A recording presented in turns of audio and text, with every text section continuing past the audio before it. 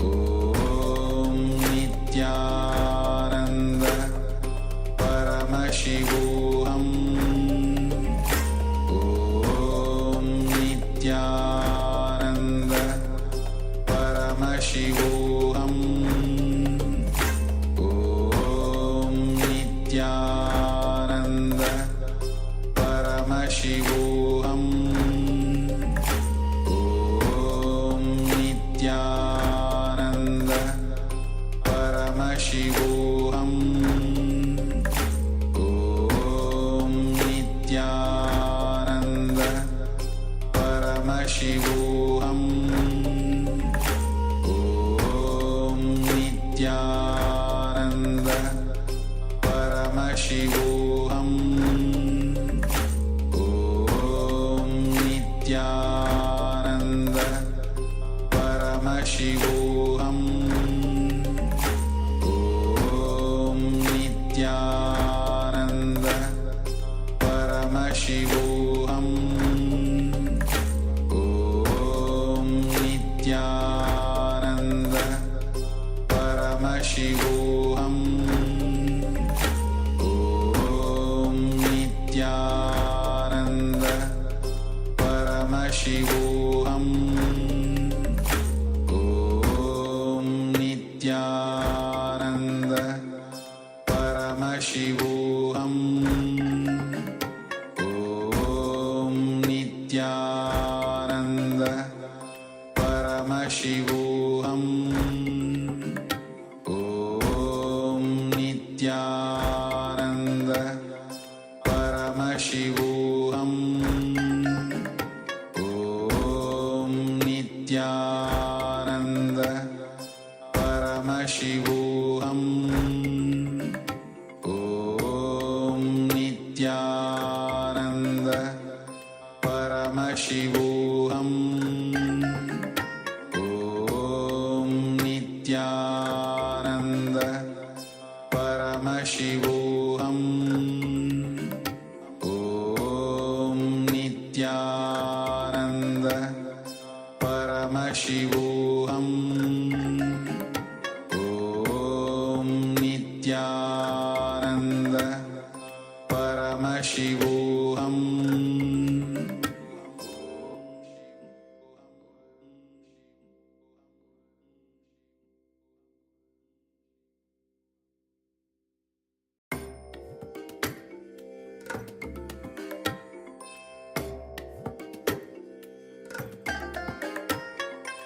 I bless you all.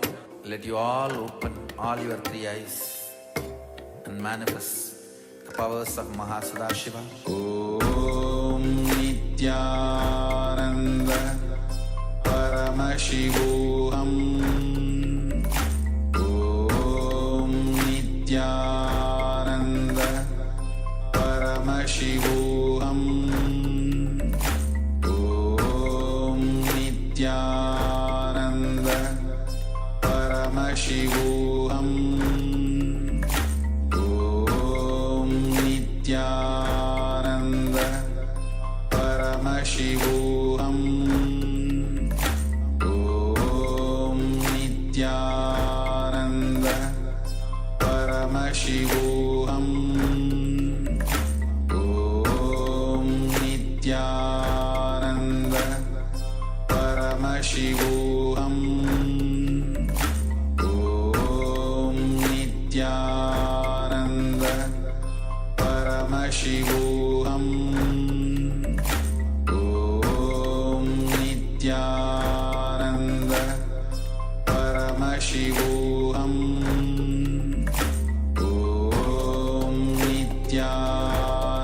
Nityananda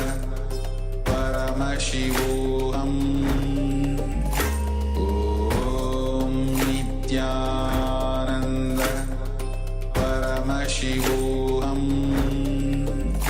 Om Nityananda Paramashivoham Om Nityananda Paramashivoham Om Nityananda Paramashivoham Om Nityananda Paramashivoham Om Nityananda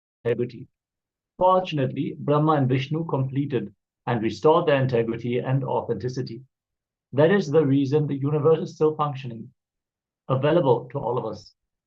I tell you, there's a lack of integrity and legacy among human beings. Mahadeva, due to his ultimate feeling of responsibility, appears in time, form, and name to remind people and bring them back to integrity and authenticity. Today is the day we celebrate Mahadeva's happenings, all Mahadeva's happenings, not just this one, but all happenings. It is so beautiful to see our Sangha restoring their integrity and their authenticity and taking up responsibility and enriching themselves. I can feel the joy that I've felt when Brahma and Vishnu restored their integrity. I feel the same joy when Buddha comes into your life with destruction. Face him with integrity and authenticity. He is not your enemy. He is your own being, reminding you to get centered with authenticity and responsibility. He is Shiva. And on one powerful recognition, intense integrity brings you into this possibility. Authenticity gives you this possibility.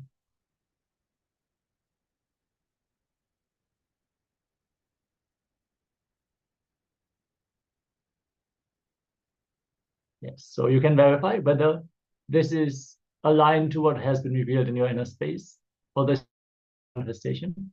Share of your power manifestation here in the Zoom chat or on YouTube or Facebook from, and celebrate yourself, celebrate Paramashiva manifesting through you as part of this power manifestation.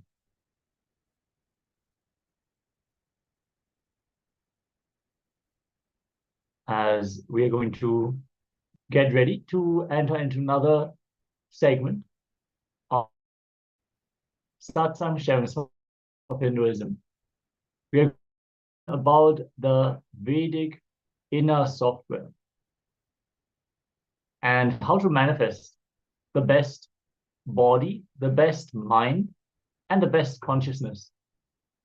Because I want to be in a space of deep listening and restful awareness as we receive these from the Supreme Pontiff of Hinduism.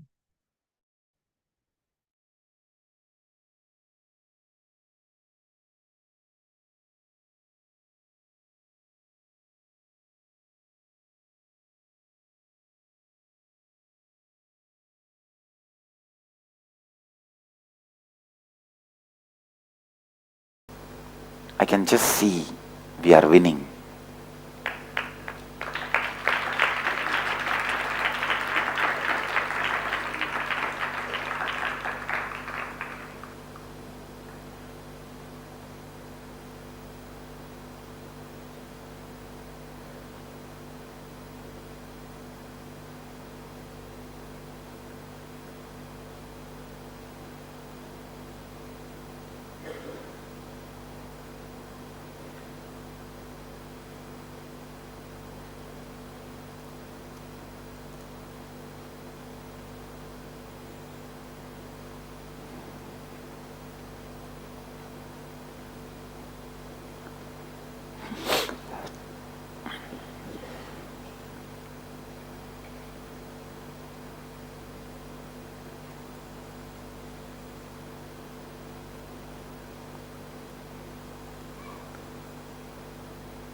Wake up to the responsibility. You wake up to life. I tell you, each petal in your Anandagandha, Anandagandha is a 8-petal lotus. Each petal opens up with new powers when you take the responsibility. Sahasrara is 1000-petal lotus. Each petal opens up when you enrich others and yourself.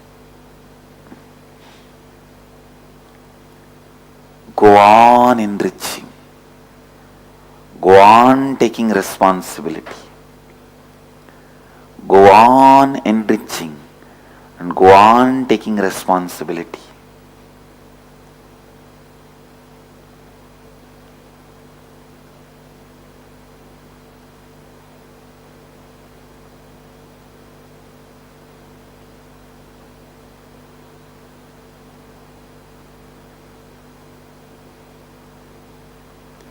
even when you fight with your enemy, if you are out of completion fighting, you are only enriching him with right lessons. Listen.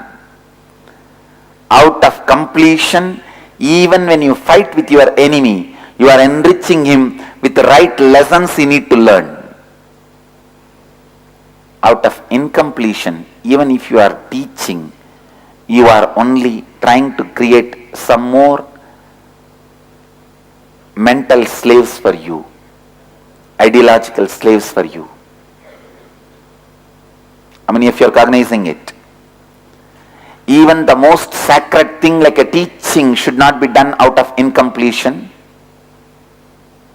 Out of completion, even the most scary things like a fighting will be only teaching a right lesson to the enemy. Even fighting can become teaching if you are incompletion. If you are in incompletion, even teaching will become a fighting.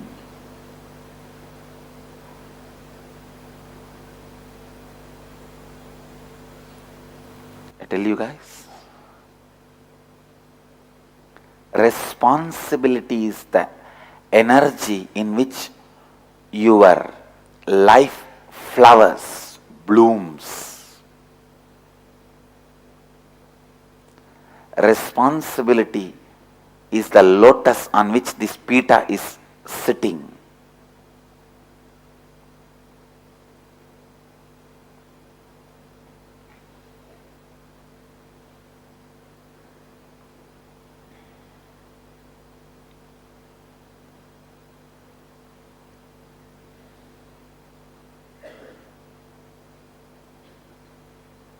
Only if you learn to think with four tattvas, you will learn to be in no mind space. You will experience non-thinking space, not before.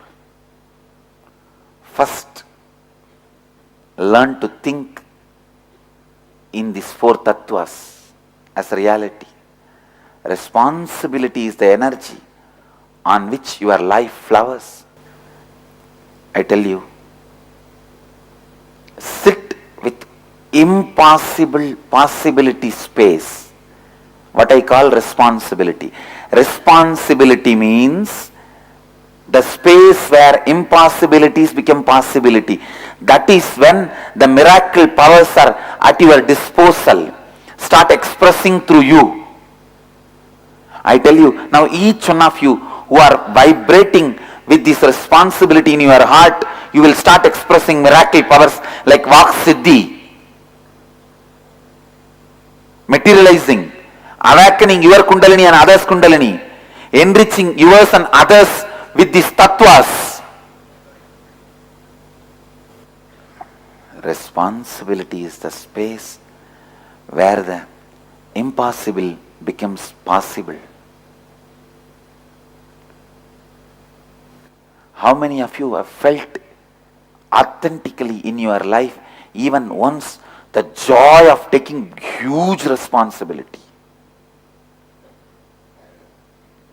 I tell you,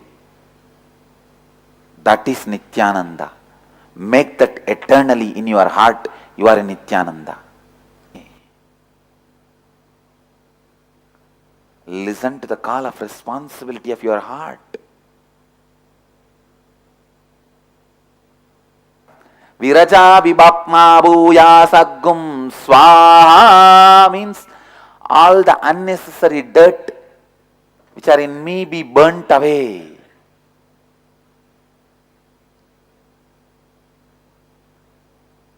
Viraja vibhakma bhuya saggum swaha antaratma me suddhyantam. Let my inner space become pure. Bahuratma me suddhyantam. The life happening to me outside of me also become pure.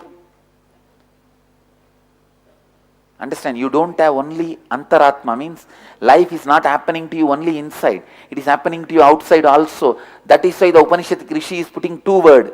Otherwise, he could have just put Atma me Suddhyantam. No. Or Antaratma me Suddhyantam. No. He says Antaratma me Suddhyantam, Bahuratma me Suddhyantam, Jyoti Raham Viraja Vibhapma Bhuya Saggum Swaha. Because life is happening to you inside and outside both. If life is not happening to you inside, it is depression. If life is not happening to you outside, it is inefficiency. If the life is happening to you inside, it is responsibility. If the life is happening to you outside, it is success.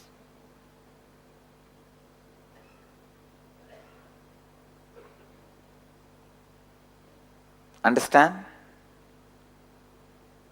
You cannot say life happens to me inside but not outside. No.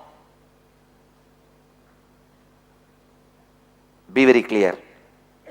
Only if your life happens outside also, only then life is happening inside also.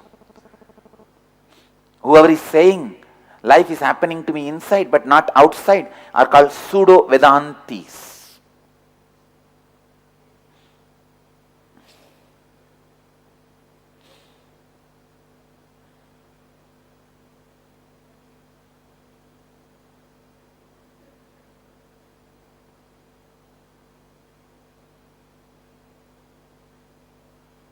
Whoever says life is happening for me inside and outside also, then you belong to the Nithyananda Sampradaya.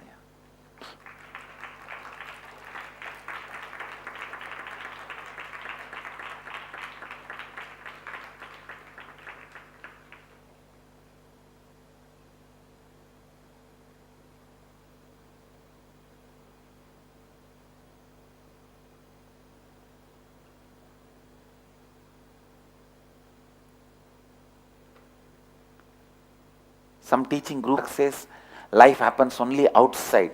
There's nothing called inside. I completely differ. Life happens to you inside and outside. If you think it is only outside, not inside, you don't know inside. If you think it is only inside, not outside, you don't know outside.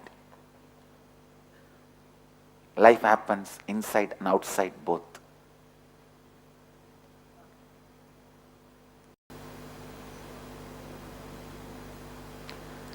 Life means continuously practicing these four tattvas with excitement, not allowing you to settle down with this okay pattern. You should settle down only with four tattvas. Sometimes you may think, no, four tattvas, no, I need a vacation. Vacation is settling with four tattvas. Not settling is the confusion. Job. You go to office when you don't settle with four tattvas. When you settle with four tattvas, you take vacation. That's the truth.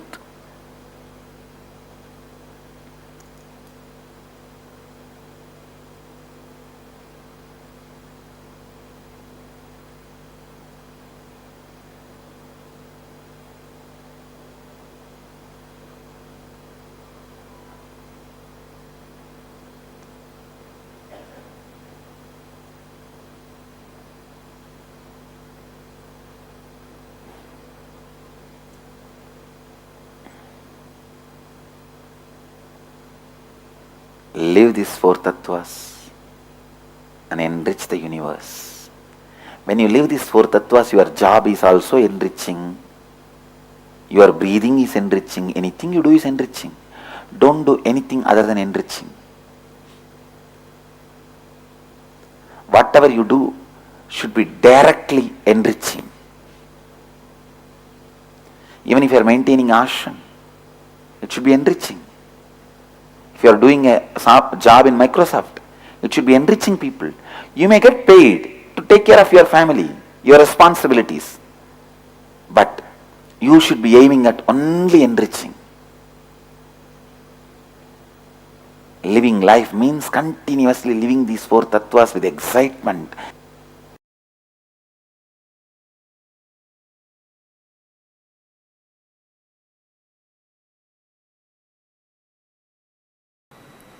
She's asking, how can we measure that we are living integrity with integrity?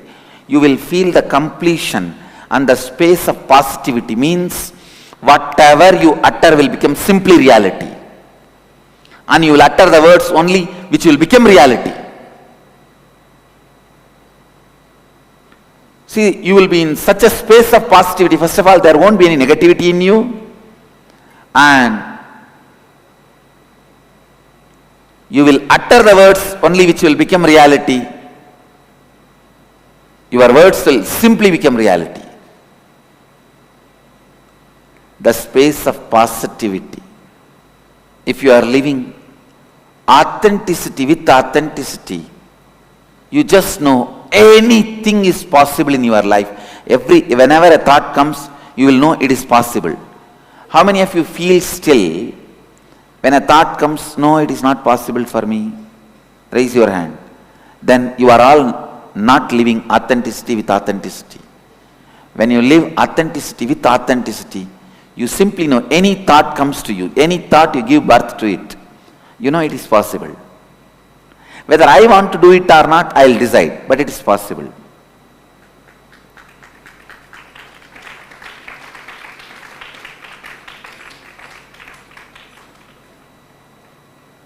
When you live responsibility with responsibility, you will feel you are the Lord of the universe. Everything is in your disposal. Everything is under your disposal. If you are really enriching, the enriching itself, you will live in the space of such a sweet, undefinable space. You know you are in enlightened space. You are in the space of enlightenment. Yesterday somebody came and asked me in the energy session, if I feel I myself don't have a significant shift in my inner space, how can I enrich others? That is exactly the reason I want you to enrich. Start enriching, you will see that significant shift in the space, in your inner space. You are such a self-doubting, agnostic pattern inside you. Start talking to people. He asked me the question. I am now asked to convince people to come for inner awakening. Don't worry. If you think you are asked to work for my benefit, you don't need to convince them to come for inner awakening. But share the four tattvas with them. Help them to do completion. You are not working for my end. Even if million people attend inner awakening, I am not going to get even 1 inch anything extra in my life. Whatever I need for my life, I have more than that. I have enough of people who love me.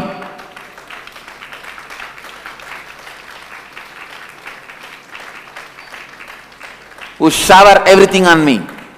First of all, I don't need anything. Anything I need, I have 10 times more people to shower that on me.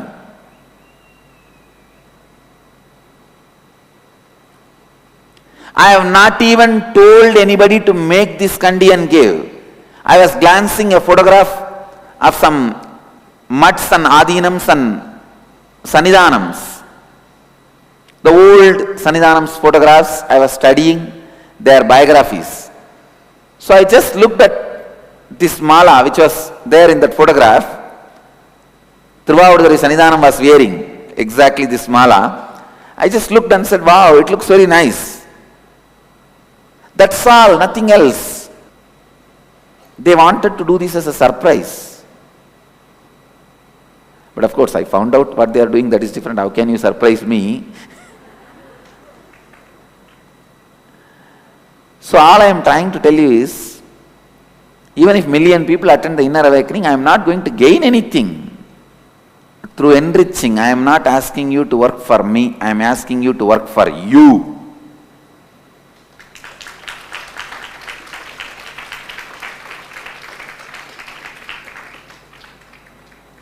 All you need to think is, if somebody attends the inner awakening, what is that fellow will gain? First thing, you will have a friend with whom you can relate. For you, for him, he will have a new life. I am not going to have anything extra. Fortunately, please understand, in my 10 years of public life, not even once I asked anybody anything.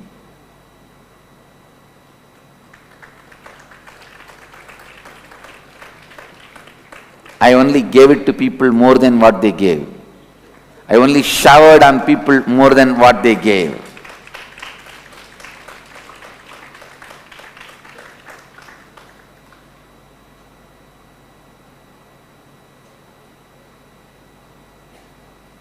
Not an iota of anything will be added to my life, even if millions attend the inner awakening. So understand, you enriching will cause two things. First of all, your constant doubting logic will be broken. You will experience a significant shift. By talking those principles again and again, you will expand. You will be inspired to live. You will raise. Easiest way to practice authenticity is talk about it to others. You will simply become authentic, I tell you. Just catch people and start talking about authenticity and integrity.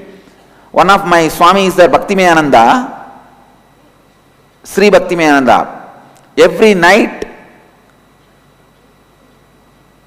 before sleeping, whether it is 11 o'clock or 12 o'clock, he will catch somebody and talk about these 4 tattvas for 1 hour. If he does not get anybody, he will call his mother, who will patiently listen. But I tell you, he will talk to the same person and talk about 4 tattvas every day. And that poor fellow, other side, whether he is still he is woke up or he is sleeping, he doesn't care. But I tell you, it has done so much transformation to him.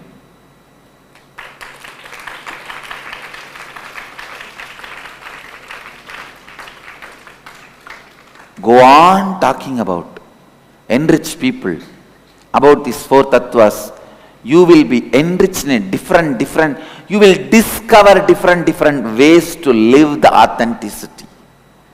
Imbibe authenticity. If you think if you send people for inner awakening, you will be supporting my business, you don't need to. Then you yourself start taking inner awakening. I have no problem. Nothing is copyrighted. Understand? I have not copyrighted any of my teaching. You put a seat and start talking. Whoever gave me the letter yesterday, you start taking the inner awakening class. I don't say no.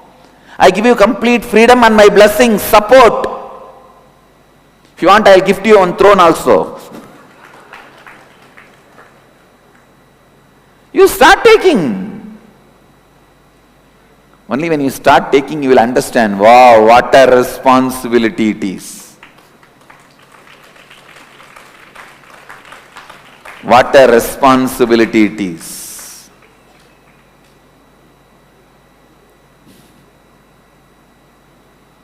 I tell you,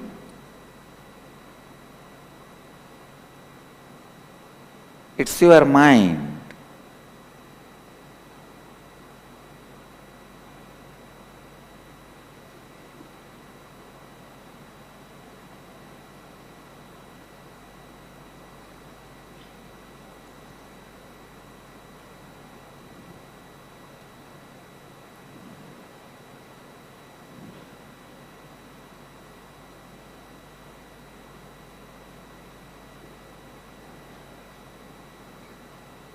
When you enrich, you will see a powerful shift in your inner space.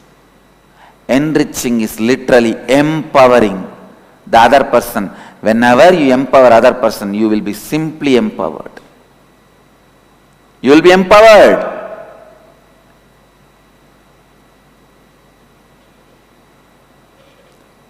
One guy goes to Zen master and says, I am confused, I am in doubts, I have doubt about the whole thing. Master says beautifully, start giving clarity to others. Master is right. When you start giving clarity to others, you will see, you get that clarity.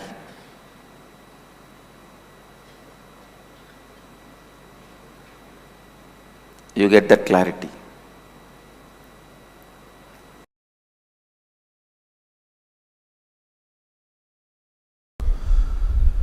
Let me expand on importance of Vedic inner software. Listen.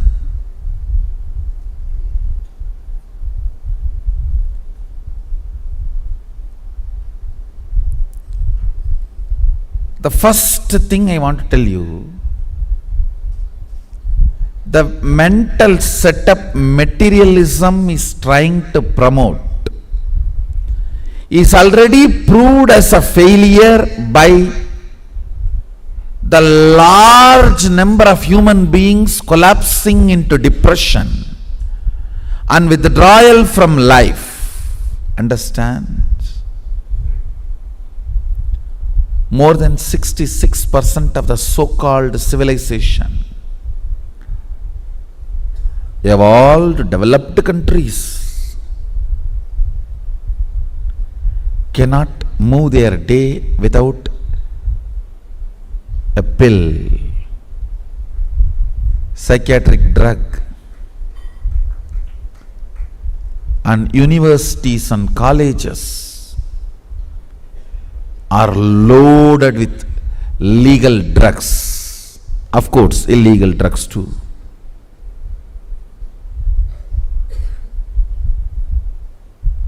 Almost every human emotion is classified as some disorder. What is going on?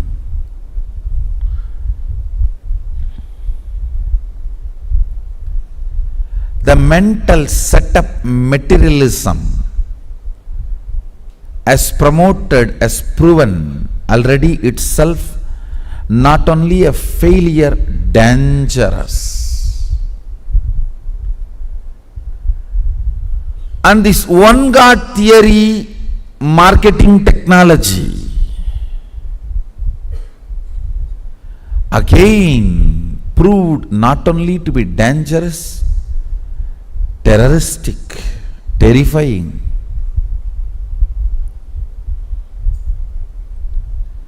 Some of these one God religions have killed more number of people, 10 times more than any disease on the planet Earth.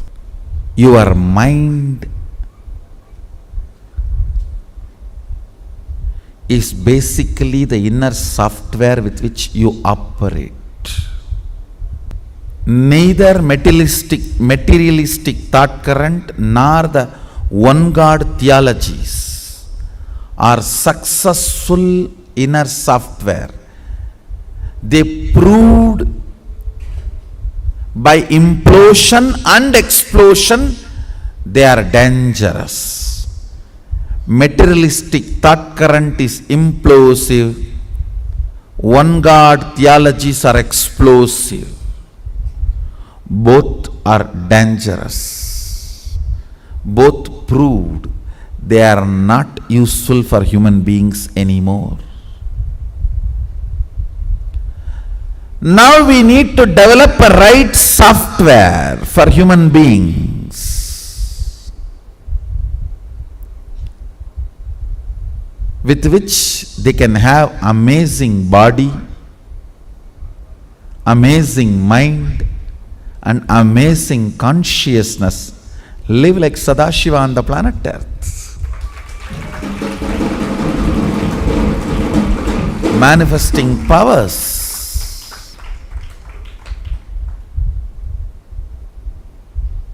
I tell you,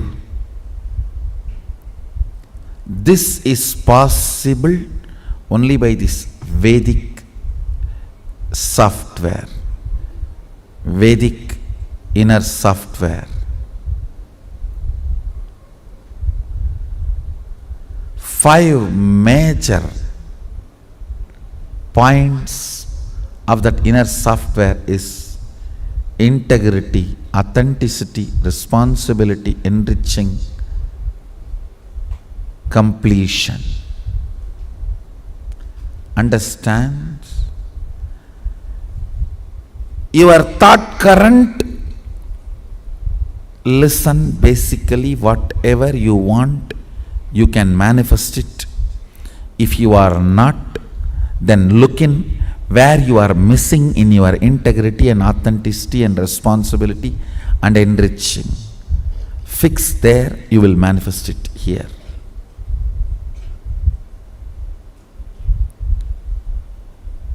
Constantly fixing technique is completion. Constantly think in that language. If you missed integrity, don't think, oh, nobody knows. No, you know. Respect yourself. Put a break. Complete with yourself and declare to be integrated again and move. If you miss 100 times, 101 times declare. Declaration should be more powerful than you missing integrity.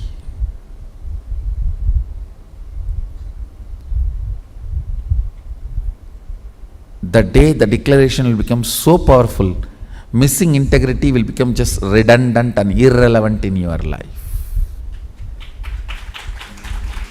It will no more be part of your life. Developing this right thought currents. Developing this right thought currents. Developing this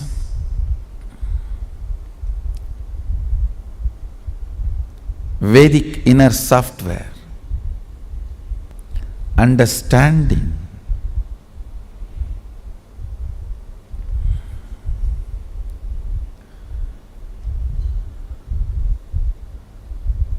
the importance of this new thought current.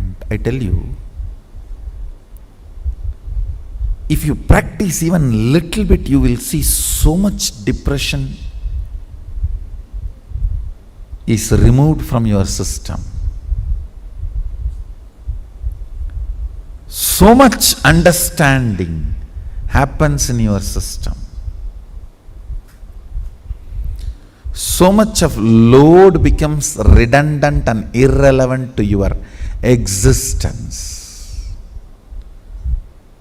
In the initial level only, you may need to spend little time on completion. If you push the completion button, it will say wait. That sand clack will appear and wait, happening. 80, 82, 90. After a few days of practice, if you push the completion button, done.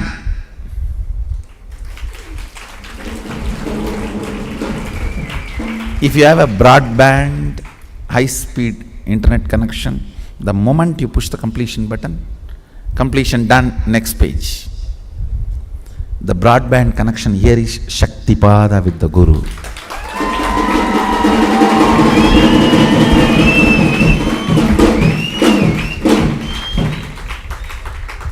Completion done.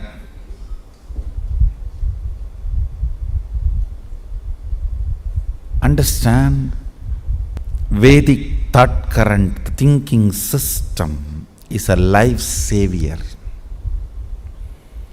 It is all for life. I wanted all the Adinavasis to study all the 108 Upanishads, basic translation. I'll give you the commentary later, I'll decode it later. in the satsangs. Already many Upanishads are translated, we have published. Isha, Kena, Kata is already translated. Isha Upanishad, I have already given even commentary. Kena and Kata I am speaking.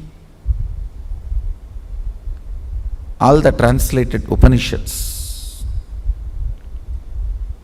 all the translations available, start reading, start studying. Study the simple translation first.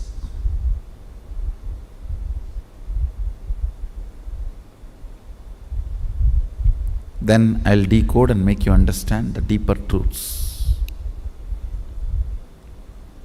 Because only if you understand the Shastras, Upanishads, you will understand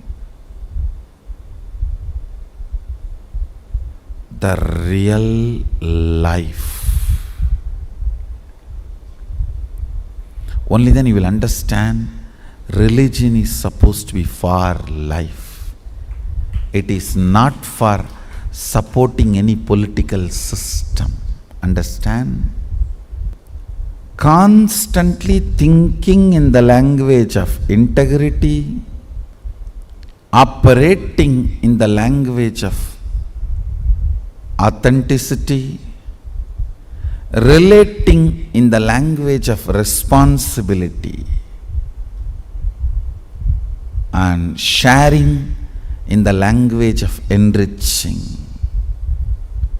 caring in the language of completion.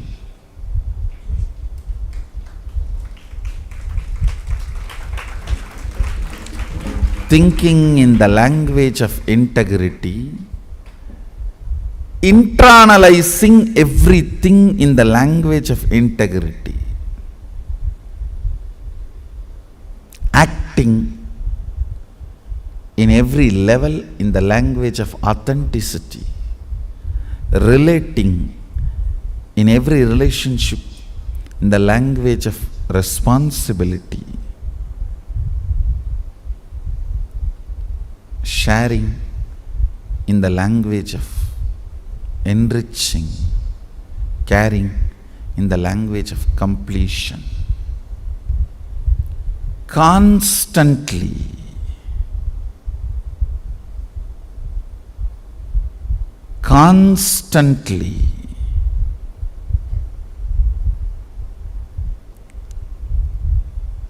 aligning yourself to this thought current is what I call Vedic inner software.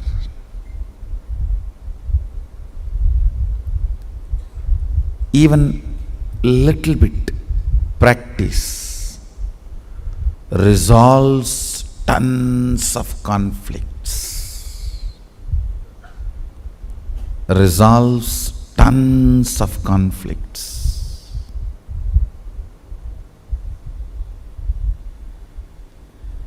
Even little bit of practice resolves tons of conflicts. Many of the Adinavasis are causing. How many of you are very comfortably able to cause? Raise your hands. Means you have aligned yourself to more and more integrity. How many of you are struggling? Raise your hands. The struggle you need to do is only here.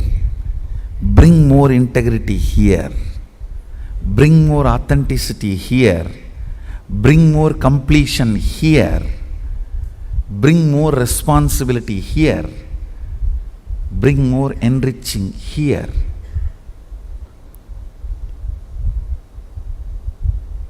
When you call somebody, if they are not able to break their obstacles, you are responsible. Some part, unconscious part of you, you have not broken some of your obstacles. Look in. Bring completion there.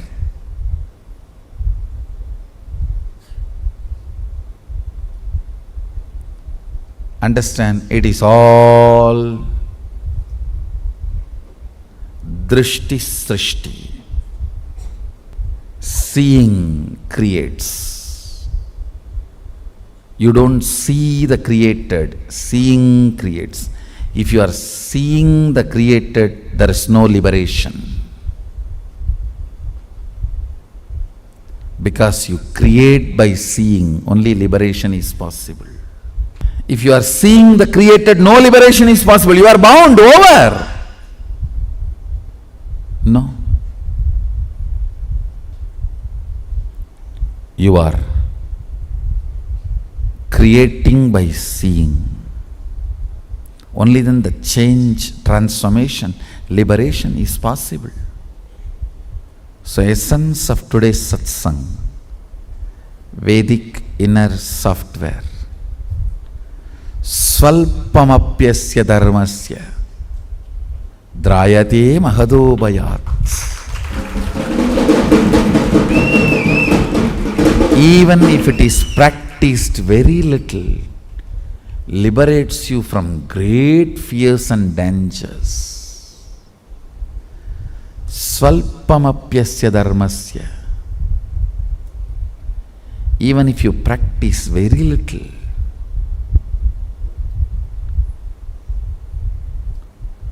trayate mahadobayat.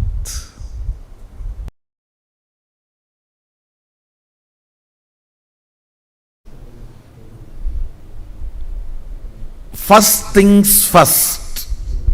I have not led you into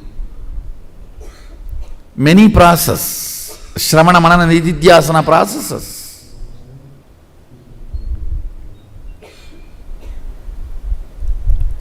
First I wanted to drill the Sankhya software, thinking in tattvas, the Vedic agamic inner software, constantly thinking in integrity, authenticity, responsibility and enriching. First of all, you need to know everything you do is enriching, and if you don't know something is enriching, don't do it.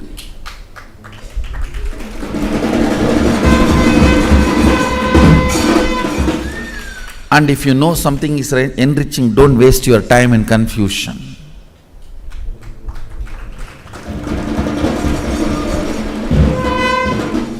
Confusion is a crime.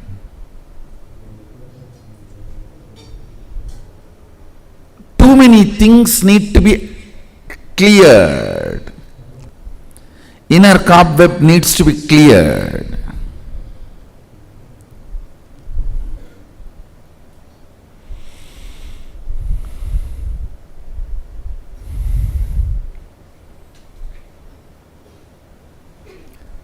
Too much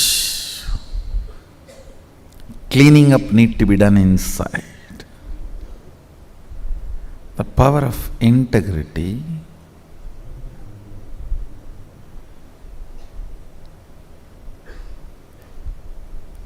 again and again need to be drilled, so you don't get into this obsessive, compulsive, depressive patterns. The problem with the depressive patterns are, they are so self-destructive. I can neither show you compassion nor show you ferocious face. If I show you ferocious face, you will run away. If I show compassion, you will destroy yourself. If you sent a message and I am ignoring, understand you are in that position.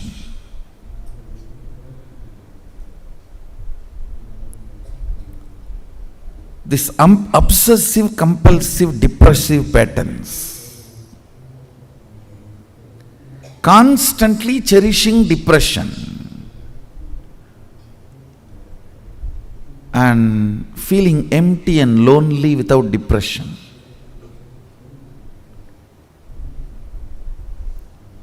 And it is so self-destructive. You can't be handled in any way. Guru cannot help you, because if he shows ferocious face, you were waiting for that, so to run away. If compassionate face is shown, you will think it's all right, it's okay to engage and entertain this thought current, because even if I entertain this thought current, I am only going to be cared and cajoled. So Guru cannot help you. That's the worst space to be in, where even he cannot help.